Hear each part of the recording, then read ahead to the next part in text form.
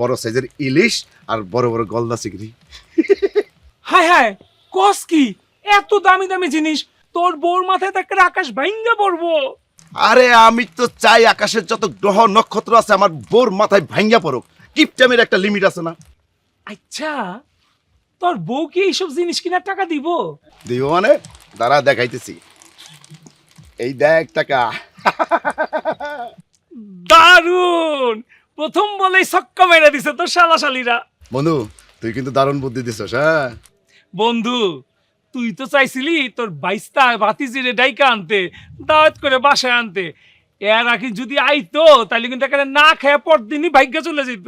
আর এখন তোর বউ পোশাকের মাইন কাটছি পায়, কিছু কইতেও পারবো না, কিছু সইতেও পারবো না।